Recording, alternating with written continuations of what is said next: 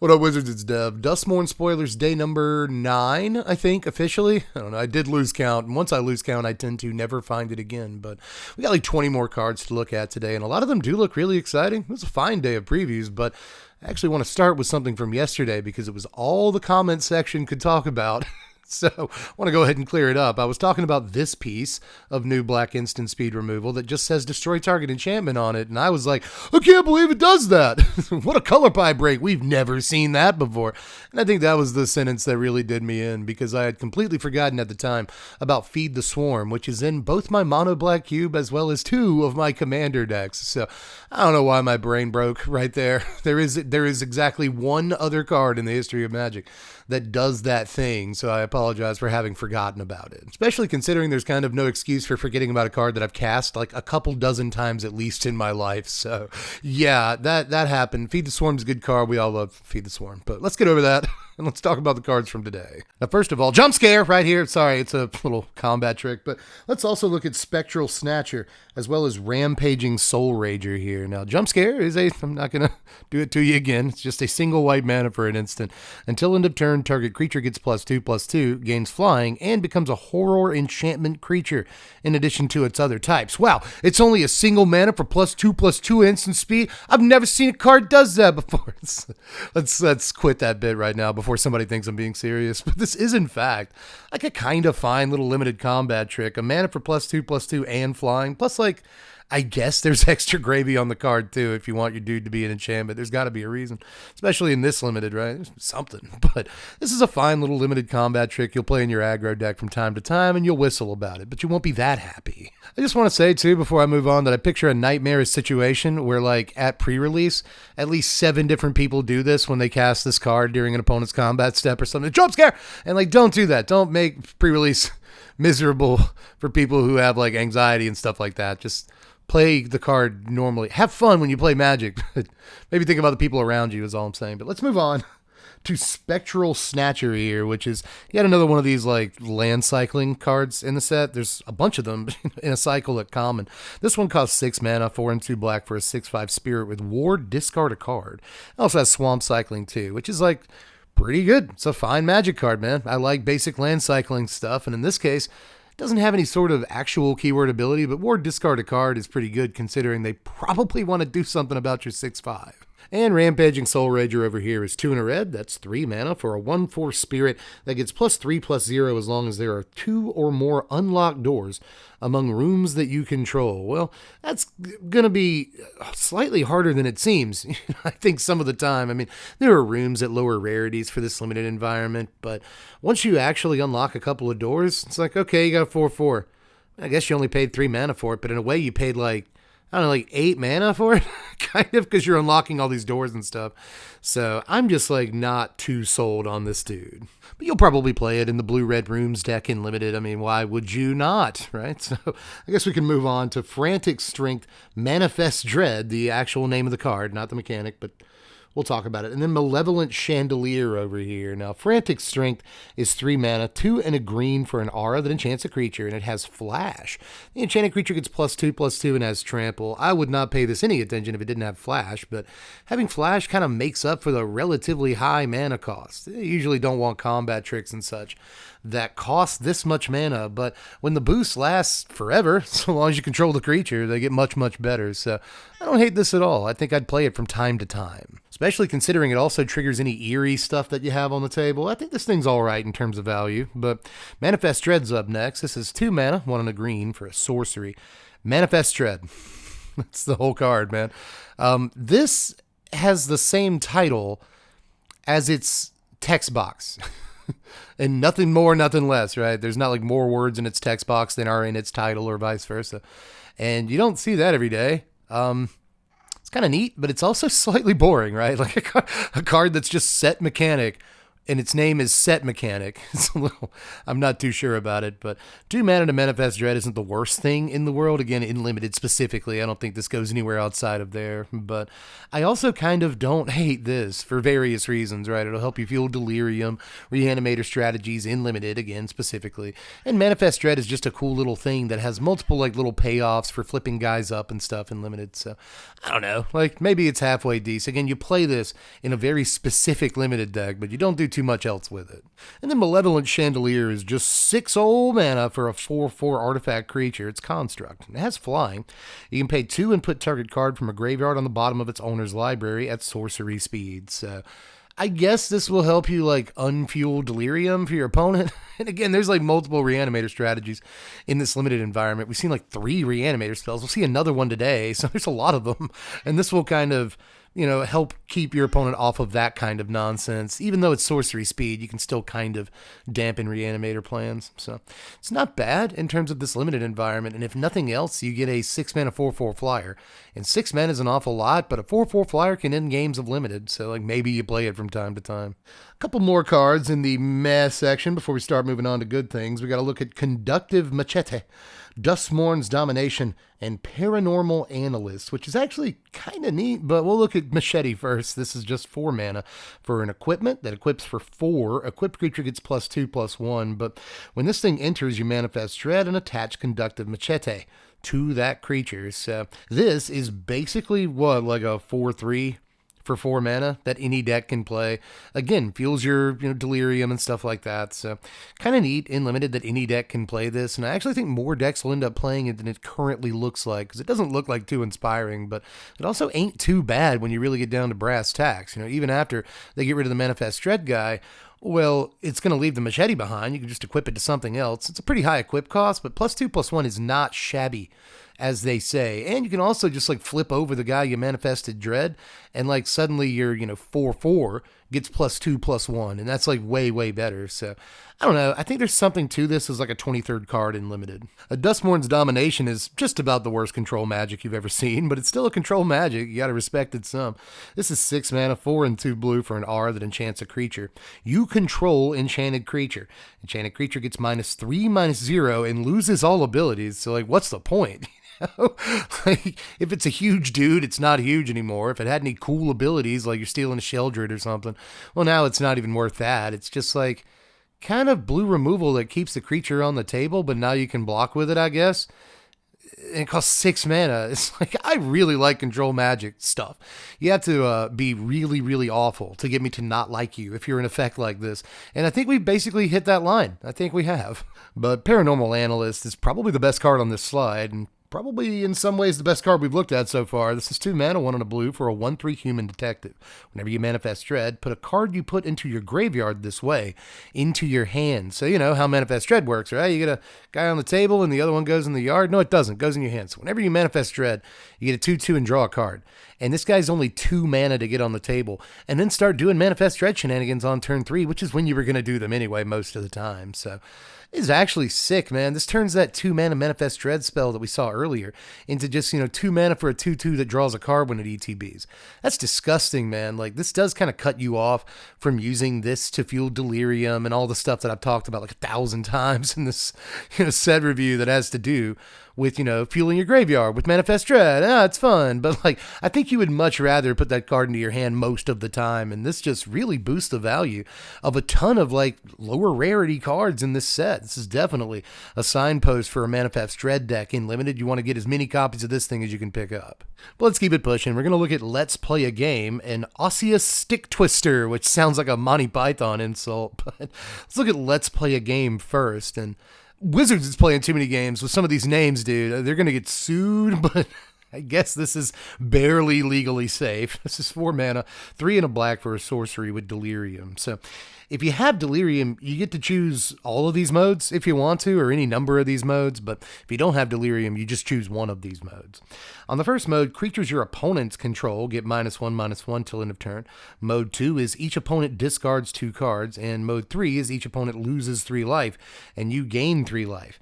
I actually kind of like this more than I should, because 4 mana is way too much for an effect like this. Even if you get all of the modes, it's still like kind of not as good as I want it to be. But Osseous Stick Twister over here. What a name for a card, man. This is 2 mana, 1 and a black for a 2/2 artifact creature. It's a Scarecrow. Love the Scarecrow support in this set. This 2 mana 2/2 has lifelink, and it also has Delirium. So at the beginning of your end step, if you have Delirium, each opponent may sacrifice a non-land permanent or discard a card.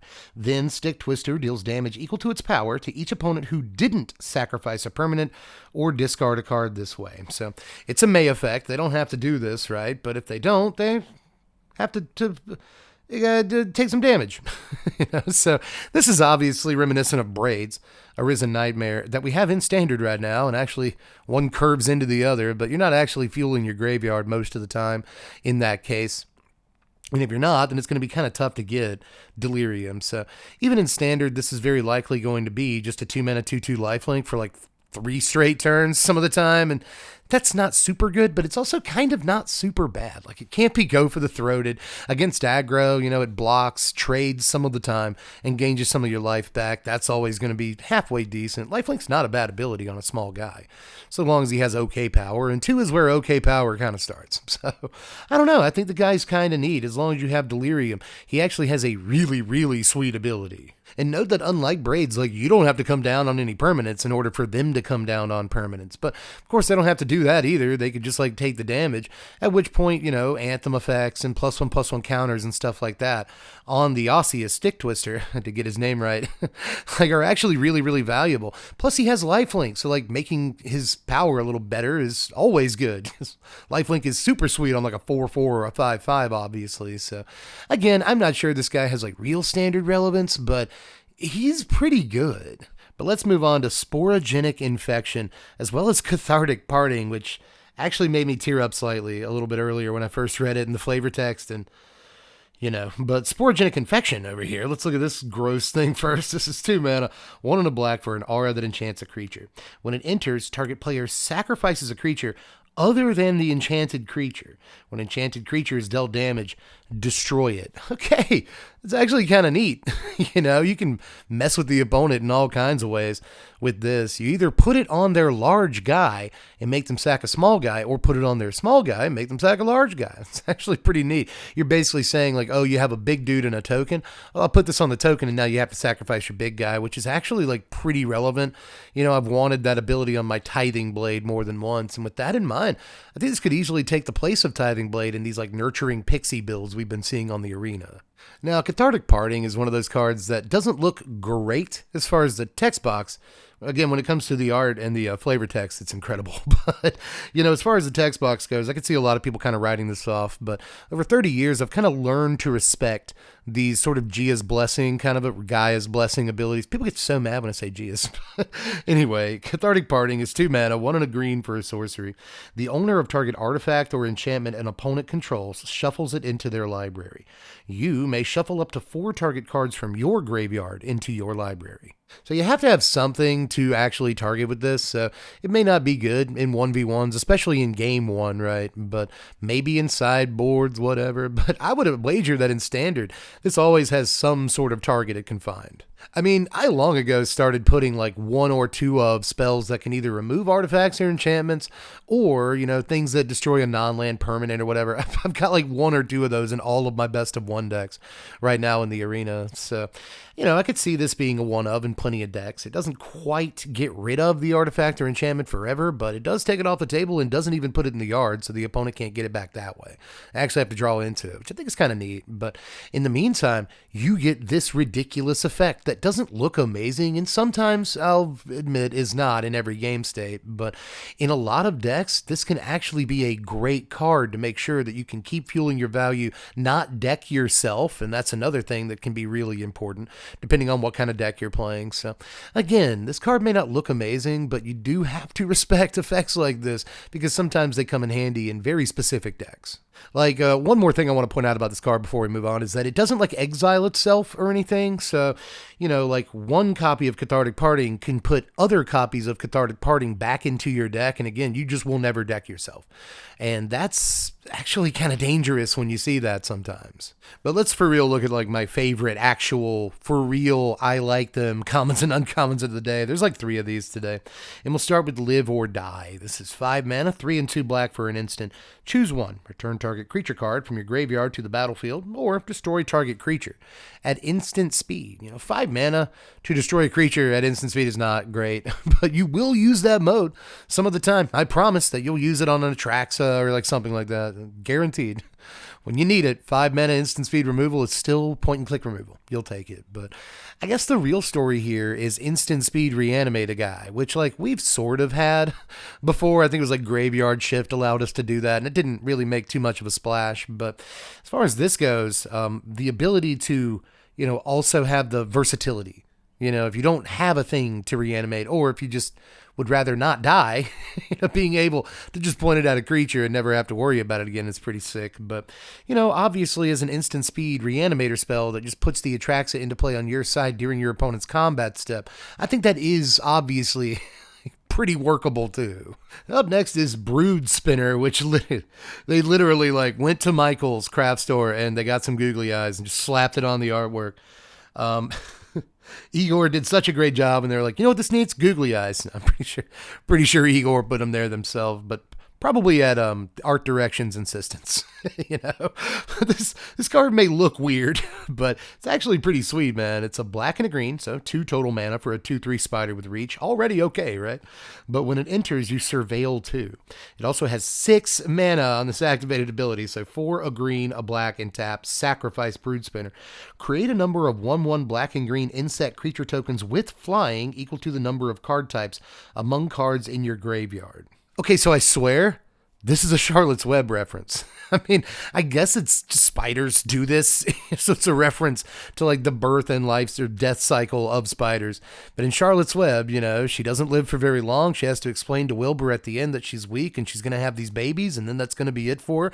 And when the babies come, they fly off on the wind to all different points of the town or whatever. And like, I think that's what this is meant to express. This is Charlotte dying, sacrifice, right? And then you get a bunch of 1/1 insect tokens with flying, right? They catch the breeze and they go off to different lands and whatever.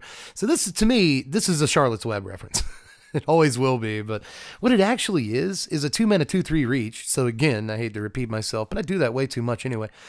Decent stats in and of itself. Has a cool ETB trigger, so mill 2, or just put the best card from the top 2 on top, draw it next turn, awesome, make sure your land drops are good, all that's sweet. But the 6 mana activated ability looks like a lot. Late game, it's actually kind of sick. You'll take your like 4 or 5 flying tokens, that might end the game for you, or it might just give you the chump blockers that you need to stave the game off, right?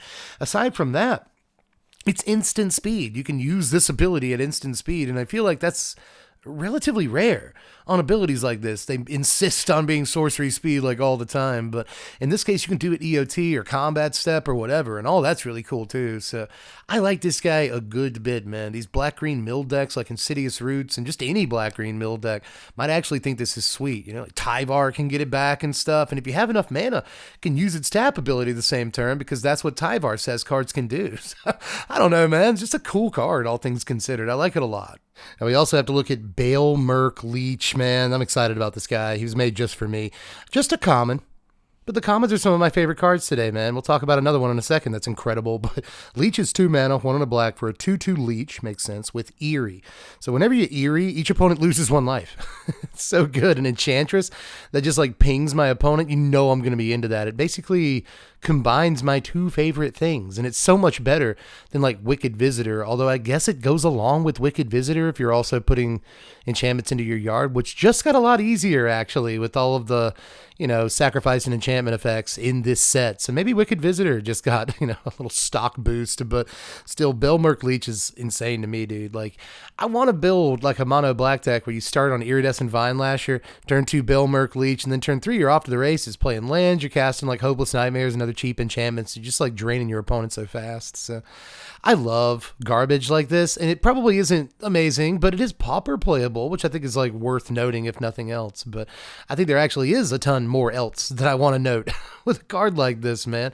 Just this kind of eerie ability, I gotta say, dude, they're kind of going ham with the eerie abilities. Like, we'll see another Enchantress card later on that's more of a traditional Enchantress. It draws cards when you play enchantments and stuff, but that one looks really, really strong too. Again, they're going nuts, bananas with these eerie abilities in this set, and I honestly couldn't be happier. This is probably a slightly stronger card than it looks like, but I don't think it's going to win you that many games of Magic by itself. Though, I gotta say, once you end up with multiples of it that actually stick around, you're probably doing a lot of damage pretty fast. But so far, my favorite lower rarity card of the day is a lowly little common here called Enter the Enigma, a single blue mana for sorcery.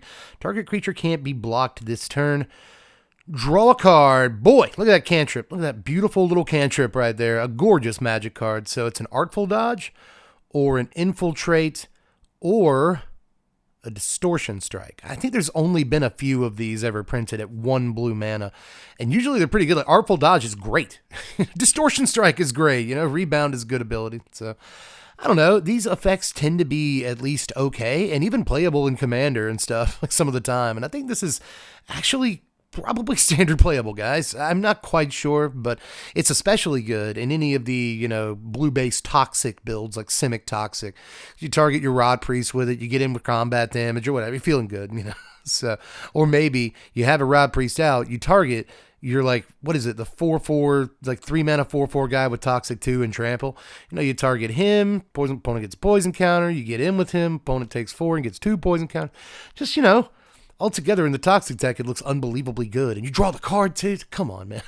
But there's plenty of decks that might want something like this. That's just one example. Just anything that wants to get its creatures through, anything that wants to do so reasonably fast, and anything that slings spells. Probably going to like this. If you're playing some sort of like blue-red Monastery Swiftspear, Heartfire Hero, Slick Shot, one of those decks, this is definitely a card I think you'll consider including, and then you stop considering it, you just do it. But let's move into the rares here. There's 4 of them today, and most of them are pretty high, but I also want to look at Enduring Vitality. That's kind of sounded like a slight. It kind of was, but this card isn't too bad, man. It's 3 mana, 1 and 2 green for a 3/3 enchantment creature. It's also an Elk Glimmer with Vigilance. Creatures you control have tap, add 1 mana of any color. When Enduring Vitality dies, if it was a creature, return it to the battlefield under its owner's control as an enchantment. All right, so it's a Cryptolith Rite that costs an extra mana, but it's also a body, and if they do kill it, at least it comes back to an enchantment. It's all right, man. 3/3 Vigilance, I guess it's fine. But that's kind of the crux of it, right? I guess it's fine. We actually already have a card in Standard that kind of does this, Inga and Asika. It has really, really cool art. I've always loved the art on Inga Asika, but you can only use their mana to cast creature spells, and they cost an extra mana, and they cost an extra color of mana. So this dude's got a little bit going for him, above Inga and Asika. Having a Cryptolith Rites is usually a pretty big deal, so maybe I'm underselling this guy a little bit. I mean, if you play 1-drop creature into 2-drop creature into 3-drop creature, this guy, then on turn 4, if you drop a land, you can play a 7-drop, but then your 1, 2, and 3 drops all have to survive, and you have to hit 4 lands on curve, and you have to have all these cards in your hand. See how much harder that is than it actually sounds? I mean, I could see how it could get out of hand really quickly, especially with stuff like Hop to It and Gleeful Demolition, and even just Resolute Reinforcements on curve right up under it. The card could make a lot of mana, even just the turn that it comes out. If you go Reinforcements on turn 2, even at the end of your opponent's turn, so they don't see any of this coming, and then you play this on turn 3, well, now you've got 2 mana open for Resolute Reinforcements to cast another creature, and that's actually kind of a lot of value on turn 3. So again, I'm kind of bringing myself around on this card, but I'll have to be completely sold on it by seeing what it can actually do. But In the end, I'm just not sure that most of the decks that are playing green in Standard, and there are actually a couple for once, Golgari and whatnot, I'm not sure that those decks want this card. And as far as like a mono green deck or something, I'm not sure that this is the fuel that those decks need. But then again, you play, Evolving Adapter, Vicinite Scout on turn 1, literally any 2-drop in the format, this on turn 3, tap the 2 guys you've already played to play another creature, and then next turn you can play Vaultborn Tyrant. Like, things go absolutely nuts when you do have the card out and it sticks around, so maybe I shouldn't be calling the card bad or anything, especially considering it's so pretty. What a pretty Magic card. But now it's time for everyone's favorite game of every day of preview season. It's Oh Snap or It's a Trap. It's Kona Rescue Beastie this time. 4 mana, 3 and a green for a 4/3 legendary creature, Beast Survivor. This has survival. At the beginning of your second main phase, if Kona Rescue Beastie is tapped, you may put a permanent card from your hand onto the battlefield. So, all I need is a vehicle or a mount or something like that. Like, turn 3, I cast Fortune Loyal Steed. Turn 4, I cast this. And then I tap down this to mount to saddle. Always going to sound weird when I say mount. To saddle up the Fortune. And then I drop an Atraxa. Like, whatever, I can drop a Portal to Phyrexia. I can drop a one with the Multiverse. I can drop an Omniscience when Foundations comes out because that card is going to be in that set. So, yes. I think the card might actually be okay, especially considering in Foundations, we also get Llanowar Elves. So if you go turn 1 Llanowar Elves, turn 2 Fortune, or again, literally any vehicle that this guy can crew, which is most vehicles because he has high power, but a vehicle or a mount or anything like that on turn 2 into this guy on turn 3, now that you've ramped like that, then you can drop basically the most heinous cards available in the Standard format as early in the game as you can almost imagine. So that actually does seem like it has potential to be extremely broken, dude. But now moving on to the inculpatory evidence, the card is probably going to die to removal. Doesn't matter how much exculpatory you have. Inculpatory is that this thing is going to eat most removal spells on the other side of the table, But in those cases where it does eat like a Get Lost or something like that at instant speed, that's fine. You get a couple of map tokens. You're obviously playing other creatures in this deck. You'll be okay. And apart from that, other like removal spells in the format, even the ones that are instant speed, don't always hit it, Like your opponent might be playing Elspeth Smite. Sure, but you're not actually going to be attacking with this thing a lot of the time. And on that note, it can also attack some of the time. Throw that out there. And green has plenty of effects like Snakeskin Veil or Tyvar Stand to help it get through that combat step. So, I don't know, man. I think that 4 mana is a good bit for a card like this, but it can do the thing it does the turn it comes into play. And I think that really goes a long way to making the card playable. But up next, let's look at Marvin, Murderous Mimic, the triple M here. This is 2 mana for a 2/2 legendary artifact creature. It's a toy, and it has all the activated abilities of creatures you control that don't have the same name as this creature. You see a Chucky reference, I see a Goosebumps reference, and we all see Walter White in a clown costume. But you know what else we all see? Infinite combos forever, or at least the potential for them. So I'll go over a few of these right now. The one that everyone is talking about is Pili Pala, along with Palladium Mirror. There's a ton of Palladium Mirror combos, right? But Pili Pala, Palladium Mirror, you basically just finish them off with like Walking Ballista. Most of these finish them off with Walking Ballista, but you can always replace Pili Pala with like Farmstead Gleaner in here just to make an infinitely large Marvin. Basically any ability that allows him to untap, and there's a number of those. They've never caused any problems ever before in Magic, but there's a bunch of creatures that have like, untap them to do this thing abilities, and old Marvin here is pretty good with any of those, and a Palladium Mirror, or any creature really that can produce more than 1 mana. There's also Grinning Ignis, which is a kind of fun one. I don't believe this generates any mana. I've seen people go back and forth on that today, but from what I'm reading here, you pay 2 mana for the Marvin, and then you pay 1 mana to return it to your hand. That's 3 mana, right? So you play the Marvin again, and then you pay red to bring it back to your hand, and you're at net negative mana, and you will always be, well, not net negative, but net neutral mana.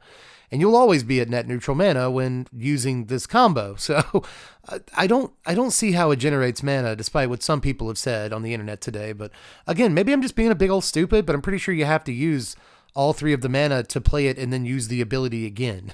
But in any case, basically, along with an Impact Tremors, or like anything like an Impact Tremors, there's a million cards like Impact Tremors, it's just my favorite, then that's basically infinite damage to everybody at the table, you win the game. I'm also pretty excited about it with various different commanders that have tap abilities, but mostly Mirieki Rebarret. We've actually done I believe our first commander deck in the history of this channel was Mtg Rebarrett. I love that deck, and I actually kind of want to put it back together now that we have Marvin, because it's just effectively redundancy with Mtg. But you let me know your favorite Marvin combos, because this thing is a combo machine. It basically combos with everything.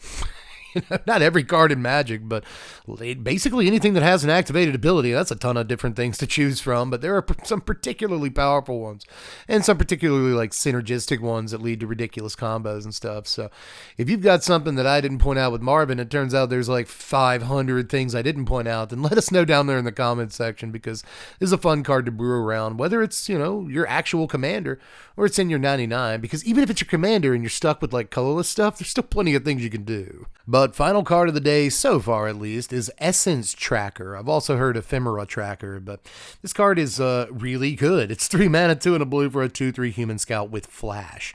Eerie, whenever an enchantment you control enters, and whenever you fully unlock a room, draw a card. Now, I've mentioned this card a few times here on the channel before, but one of my first loves, not just in Magic the Gathering, but in life, it awakened me to so many different feelings, was Verdure Enchantress. Mostly because of that art. Her hair, God, wow. But even back then when I was first learning to play Magic and I barely knew what these words meant, I thought, man, play an enchantment, draw a card, that seems very, very good. And that was one of the very few things I was right about back then. But look how far we've come in 2024. If this is power creep, sign me up, I guess, man. In this case, we get an easier to cast in a different part of the color pie with larger power toughness, and they threw flash on it, Enchantress, which is great. I'm pretty sure I can confidently say that's a great Magic card. The fact that it has flash is nuts. A flash Enchantress seems very, very good to me, because sometimes one of the worst things about an Enchantress is that you throw it on the table and then pray that it actually lasts an entire turn and you can start actually getting value off of it the next turn if you're doing stuff on curve.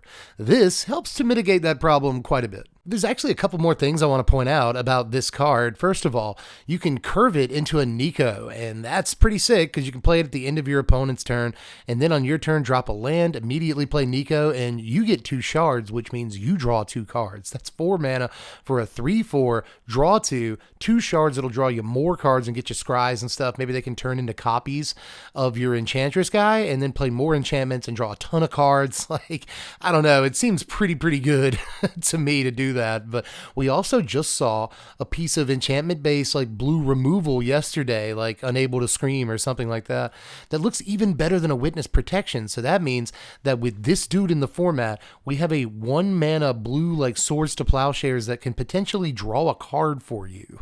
And that's just in this guy's colors. Like, I'm already doing all kinds of wacky stuff in my head, like Caretaker's Talent. That draws a card when it comes into play, thanks to this guy. And if you can copy an enchantment creature and then make a token copy of that with the Caretaker's Talent, if you can just play a Glimmer, right? If you play a Glimmer, that's an enchantment creature token.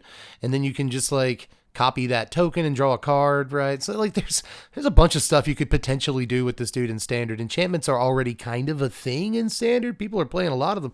So this dude drawing you all the cards in the world just seems kind of busted to me right now. A flash Enchantress is kind of exactly what some decks need. I mean, like, I know nobody's going to do it, but like Leyline Binding, 1 mana, exile a thing, draw a card now? Come on, man. Like, card definitely has some potential.